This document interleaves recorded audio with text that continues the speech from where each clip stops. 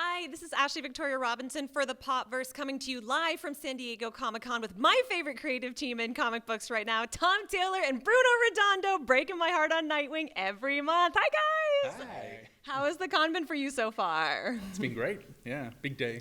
We've done our panel, we've done interviews, we've done things. We've got signings next, but yeah, it's great to be back after so many years. Yeah. And meeting many friends. Yes. For the first time! Yeah. So let's ask the big question to start off. On Nightwing, you're responsible for one of the most popular, beloved, hot characters in comics. What kind of responsibility is that? And look, when you create a character like Bitewing, you're talking about Well, no, Nightwing. Haley's the next question. Yeah, okay, yeah. Look, it's great. Like, we're both huge Nightwing fans, always have been, so having the opportunity to be the creators of Nightwing is huge.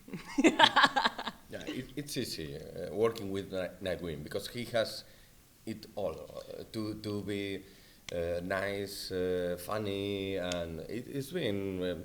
It will be harder with other characters, but with Dick Grayson, it's awesome. So you were joking, but seriously, now you introduced Haley / Bitewing, a new super pet, a new Bat Family character. Did you always know that she was going to be a sweet baby little pit bull? I don't know. We She's talked a about mix. it. Yeah, she's a mix. She got that square head, Yeah, right? she's got Pitbull and then she's got some other Mostly stuff. because it's hard to keep one straight reference, so I'm always looking at different, but keeping it around a Pitbull with some other influences. Wait, do you double for the reference photos for Haley? No, I don't have. I would love to. I would love to have a straight reference for Haley, but no. She comes from zero. I know there's been a lot of hay made about how much Babs is involved in the book, which I love so much. When are they going to get married? That's what an awkward conversation. fair. Clark? Yeah. No, that's probably not going to happen. Sorry. Can you talk a little bit about bringing her in and involving them in a relationship but not putting the label on it? Yeah, well, we like positive things, and part of the positivity of this book was that we wanted to portray a really positive relationship. Two people who are really supportive of each other, who've known each other their whole lives, who love each other unconditionally and are always there for each other, and are always happy to give each other a bit of crap as well, and poke fun at each other. So I think they've got this great relationship, and we're really excited to explore it further and just put them together and just let them be together and be a great unit, along with Haley, their dog. Yeah. Their little fur baby. That's right, yeah.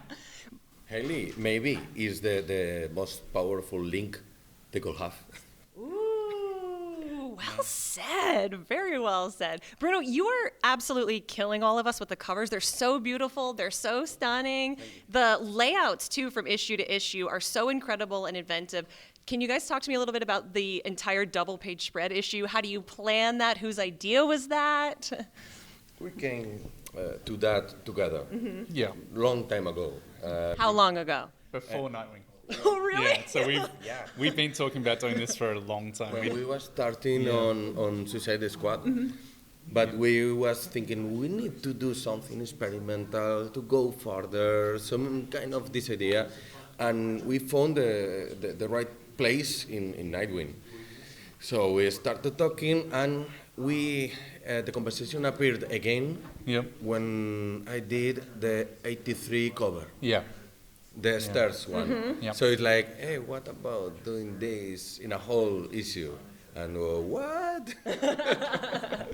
Yeah. So we actually started talking about it years ago. We were in Paris together, and we both wanted this. We'd both obviously been thinking about something just like this together, and to invest some effort in trying new things. Yeah. Because comic books are still young.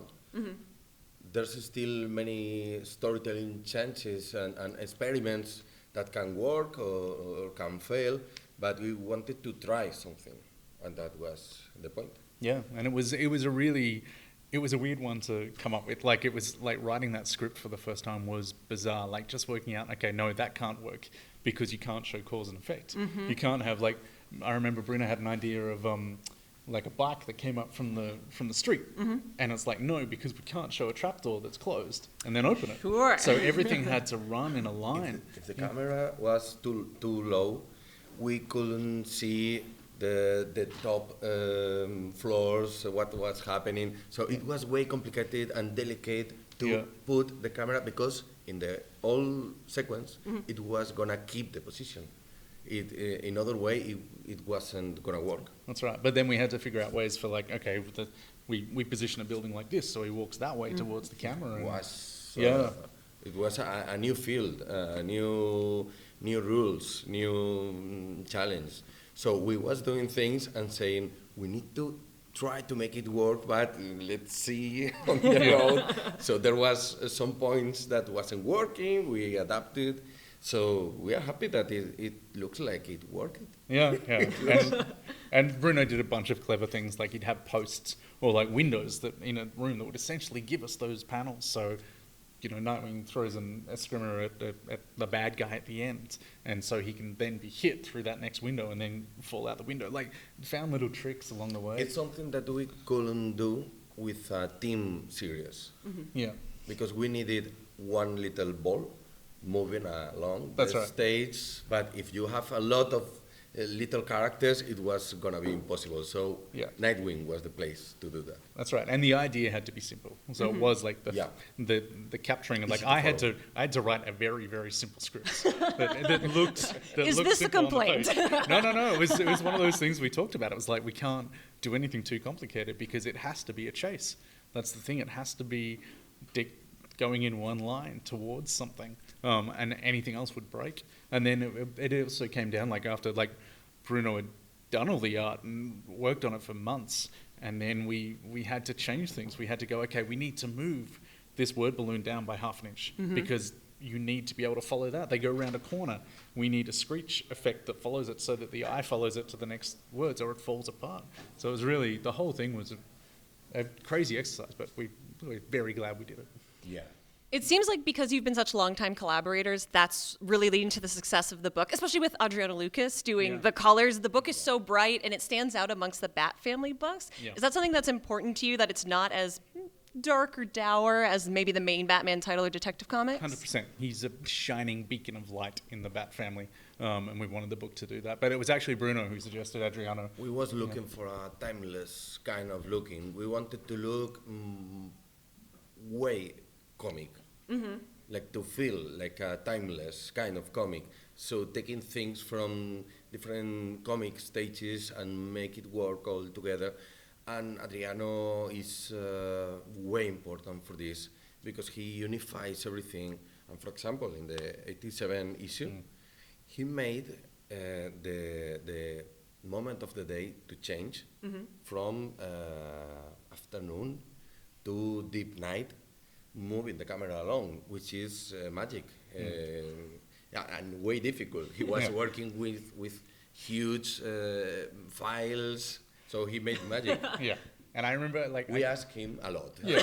Ridiculous. Like, I remember, I think I wrote that in the script, and it was just like, You said make magic. well, it was like, no, like the time of day changes as it goes, but then for him to actually have to do that, and then as the lights come on in the city, as they go over the harbour, and the lights are changing in the water, and it's just, it looks incredible, and he's amazing.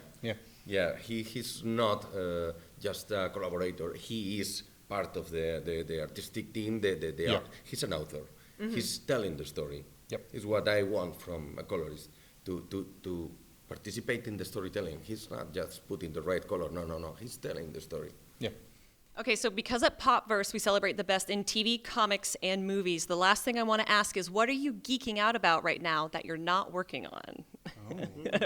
That's the caveat. I don't know. I'm reading Human Target, Tom King, Greg Smallwood. That's a great book.